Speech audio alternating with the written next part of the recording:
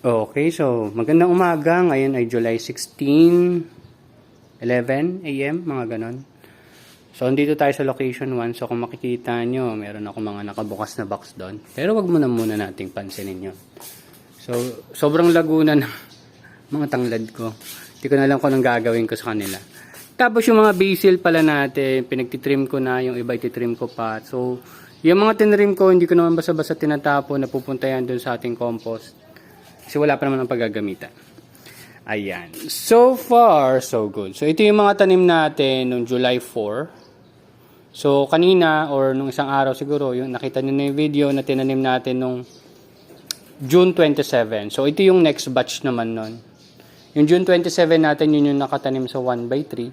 And after a week, ito naman yung tinanim natin dito. So ano yan? 90 heads yan. So inurong natin yung box. Kasi nga may tulo dyan. Then, ayan. So, mapapansin nyo yung difference in terms of ruksay natin o yung red lettuce na tinatanim natin. Hindi siya ganun kapula. Alam nyo naman yung dahilan dahil sa intensity ng sikat ng araw dito sa location 1. So, ayan. So, pero tutubo pa rin sila. Pero hindi tayo pwede mag-harvest dito ng mga 1 week or 5 days earlier kumpara dun sa kabilang taniman. Kasi nga, hindi pa sila ganun kalalaki. Pero yan yung tinanim natin ng July 4. So, kayo na lang mag-compute. So, yan. So, marami pa tayong improvement na gagawin, adjustment, depende sa kung ano may experience natin. So, ito yung next 2 batch natin. Dito yung isa, tas the next is dyan. Tapos, balik na ulit tayo sa location 2. So, inaasikaso ko na rin yung pagtataniman natin ng 2 batch na to para isang 6 dito, tapos yung 2 batch doon na lang ulit sa kabila. Tapos ito ay magiging experimentation location natin doon sa DFT na matagal ko nang natenga. Anyway, so ito ay ugat nito ay hindi na umabot sa ilalim. So tingnan natin. Ayan. Tapos yung mapapansin yung ugat, medyo brown na itim-itim na parang antigas-tigas niya. Hindi katulad ng mga dati nating mga ugat na puti, tapos parang napakagaan yan tingnan. Dito hindi ganun yung nangyari. So ito, reject na natin to, itong box na to.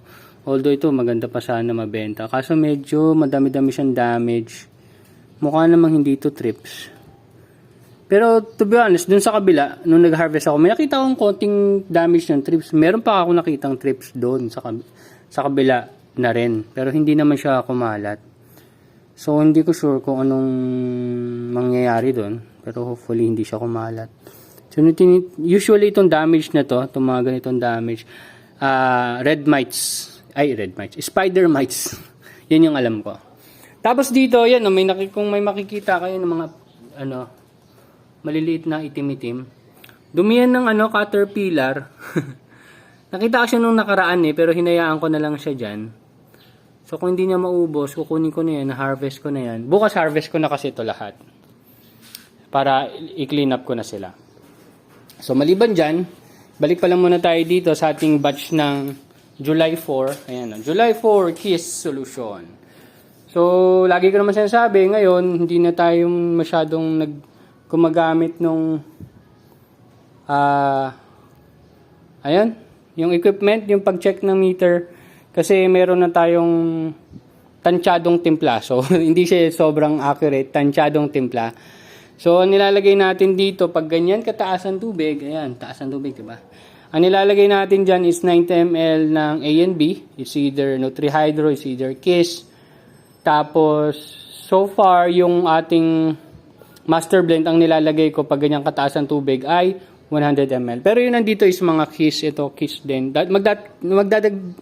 Maglalagay sana ako ng master blend kaso tinatamad ang bomba kaya Kiss solution na lang ang ginawa ko. Pero magkaiba yung itsura, 'di ba? Explain ko sa inyo mamaya. Pero ngayon dito muna tayo sa ating styro board na takip. So hindi muna tayo nagbubutas ng ganyan kasi sobrang time consuming, parang sa isang takip inaabot ako ng 1 oras or mahigit pa. Ayan. So ayan, mapapansin niyo yun, may uka. Ayan, may uka. Tapos dito sa kabila ay wala, butas lang. Pero yung butas niyan mas malaki sa dati kong pagbubutas. So kung ano yung yung guideline ng 5 piso, doon ko mismo binubutas gamit ng soldering iron. So, sakto naman siya. So, pag eksperimentohan nyo na lang din, trial and error, testing muna kayo sa mga retaso ng styrobox or styroboard bago nyo gawin sa mismong styroboard. So, yung dati kong styroboard, which is yung nandun, kinabit pa natin ng parang bulkasil yata or ano. Ito, hindi na natin kinabit. So, tinitingnan ko kasi kung lilipalin or hindi. Hindi naman. So, as is na lang muna siya dyan. Pero, maminsan-minsan, titingnan nyo, baka kasi gumalaw ng kaunti, ayusin nyo na lang. Kasi pwedeng natutulak sila nitong net na gamit ko pag lumalakas yung hangin dito sa lugar na to. So far, kung ikukumpara natin yung size, tingnan nyo, wala namang pagkakaiba. So, para lang mas less work or mas madaling gawin, ito yung susunod kong gagawin. Basta ma-prove natin na working siya. And hindi ko sure kung mas mura yung dalawang 2x2 o mas mura yung isang o mas mura yung isang 2x4. Yon. Meron kasing 2x4 na board para hindi mo na kailangang hatiin. Isang buo na talaga siya na 2x4. Hindi ko lang alam kung mas mura yon, pero itong 2x2 by 1/2 inch na thickness, isang 2x2 ay 34 pesos na bili ko sa department store o kaya sa National Bookstore. Ang pagkakatanda ko dun sa 2x4 na size ay mga 80 plus. So, kung ganun nga yung price nun, mas mura yung dalawang 2x2. So, dalawang 2x2 na lang kayo. Siyempre, budget friendly tayo dito sa umpisa. Tapos, ito naman, napansin nyo, di ba, nakalapag lang sa sahig. So, ang isang napansin ko, baka yun yung dahilan kaya naging stunted yung growth ng mga tanim natin dito. Hindi ko sure. Baka nagkamali rin ako ng timpla or tansya ng nutrient solution. Baka sumobra masyado. Or kung ano man. Pero kasi yung katabi niya, which is ito, gumanda naman yung tubo. So yan, mapansin nyo, lahat ng wala na dyan is naibenta na natin.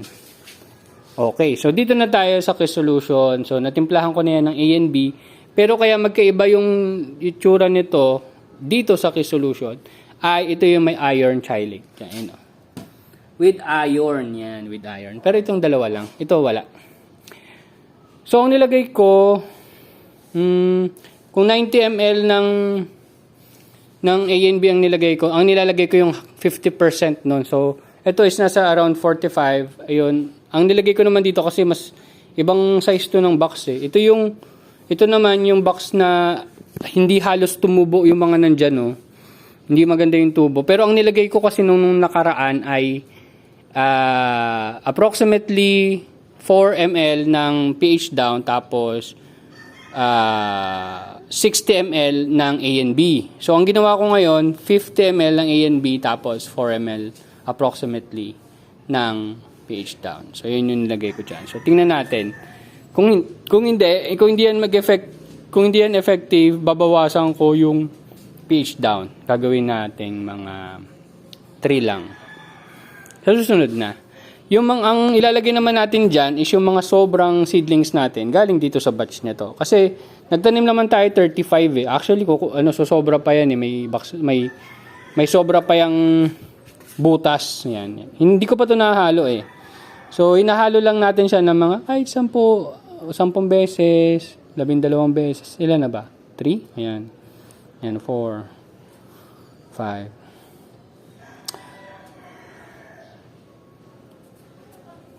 Wala talaga akong panghalong matino, ito lang. So, gumagana naman. So, kung mas may maganda kayong panghalo, yun yung gamitin nyo. Kanya-kanya lang yan. Kung ito lang kasi sa ngayon ang meron ako. Pwede rin namang kamay, pero ayokong kamay yan. Ayan. Nahalo ko lang sila. Tapos, after kung tulad ng sinasabi ko sa inyo, after ko maghalo ng nutrient solution, hindi agad ako nagtatransfer. At least mga 2 hours. Pero, ang ginagawa kong practice, kunyari kahapon ng hapon, naglagay ako ng tubig, ganyan. Ngayong umaga, yan, bago mag-alas 12, hinaluan ko na siya nutrient solution kasi nakasingaw na, yan. Tapos mamayang hapon na ako magta-transfer. Yun, ganun yung setup ko. Pero pag nagagahol ako, lagay na ng tubig, lagay ng nutrient solution, lagay na agad ng punla. Yun. Madalas, hapon ko ginagawa. Basta yung pagta-transfer ng punla, mas maganda talaga is hapon. Kasi hindi sila may stress sa init. Lalo na sa location ko na mainit yung lugar. So, yun lang naman ang i-update ko sa inyo. Nakita nyo na rin na may update ko dun sa kabila. Tapos, ayan. May mga, yung ibang sobra kong seedlings pala dito na pupunta. Ayan, o. Ayan. So, okay naman sila, pero for personal consumption na lang yan. Tapos, meron tayo dyan mga pak choy. Yung purple pak choy, nandyan din. Kasi ito yung spinach, nag-harvest ako nung nakaraan ng spinach natin. Mataas na kasi yun eh. Dito na. Ganyan na kataas. So, ina-harvest na natin. Ito yung matagal ng spinach. Ito yung malalaki. Yan yung malalaki. Matagal na yan. May 2-3 ba na yata. Ewan ko. Basta matagal na. Kasi ang tinitingnan ko, kung tutubo ba siya ng tutubo, lalaki siya ng lalaki, hanggang gano'ng katagal mo siya mapapakinabangan na i-harvest ang i-harvest. Kasi ito, pag hindi na talaga nag-okay to, hindi ko rin lang kasi kung saan ko gagamitin tong meat. Gusto ko lang itanim kasi nga hindi ko siya napatubo dati. Tapos ito may mga tayo dito. Hindi ko sure kung i-consume ko pa to. Baka mapait na to kasi matagal na to. Yan. Di pwede naman gawin nating spinach yan, yung mga boxes na yan. And ilipat natin doon sa kabila para may mga spinach tayo. Wala, testing lang naman. Tapos dito yung marigold natin inuod. Pinagngangat ng uod. Ang galing nga ng uod, nagka-camouflage. Hinahanap ko siya ngayon eh. Kasi yung sa kabilang taniman natin, di ba, nakita natin yung uod. Nung nakaraang araw, nakita ko dito yung uod, dito lang sa tangkay na to. Naka-camouflage siya. Kung hindi mo papansinin talaga is, akala mo is tangkay siya. Pero kasama siya ng uod siya. Siya yung kumain. Ayun, kaya nga maraming mga parang dumi ng uod. Yan. So, hindi rin siya ganun ka-effective. Tsaka nagtanim tayo dito ng spinach, hindi rin ganun kaganda yung tubo.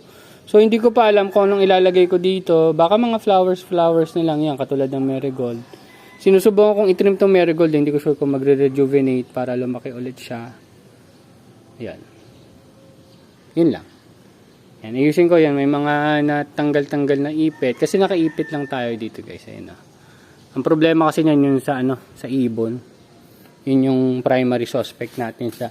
Yun nga pala, kaya naging stunted yung growth ng box natin dito. Kasi nga, na-damage nung bata pa sila, na-damage sila ng ibon. Yun, isa pa. Isa pa yun sa dahilan. Na hindi ko yata nabanggit nung dating video. So, ayun. So, after ko nito, gagawa na ulit ako, magta-trial ulit tayo ng 1 by 1 growing area. Set up natin dun sa kabila para dun tayo mag-start ng expansion. Kumbaga trial pala ng setup kung gagana. Tsaka yan, 'di ba? Ito nakalapag sa hig, ito hindi. Kasi meron akong bakal na natira dito. 3 meters yan, hinati ko lang sa kalahati. Ito yan eh. Yung ganito. Yung sobra sa pinagpagawan ko dati ng polycarbonate. Kasi kailangan nila maglagay ng extra eh. Polycarbonate. Ayan. Yan yung sobra. Pinutol ko, tapos pinatukan ko na lang muna. Although metal siya, alam natin iinit siya. At least, hindi yung buong box ang iinit. Kasi pag uminit yung semento, yan, buong box, may initan niya. At least portion lang. Baka gumana. Tingnan natin. So, yon. Kaya rin pala ako naglagay ng iron dito sa part na to. Kasi dito yung madalas na may mga sumasablay na growth or stunted growth. Katulad nito. Yan. Tsaka yun, since yung box na yun ay walang tumubo na maayos last time. So, susubukan din natin. Yun lang. Thank you very much. So, kung may tanong kayo, tanong lang kayo. Kung hindi ko kayang sagutin, magre-research ako para masagot ko. Yun lang. Bye-bye.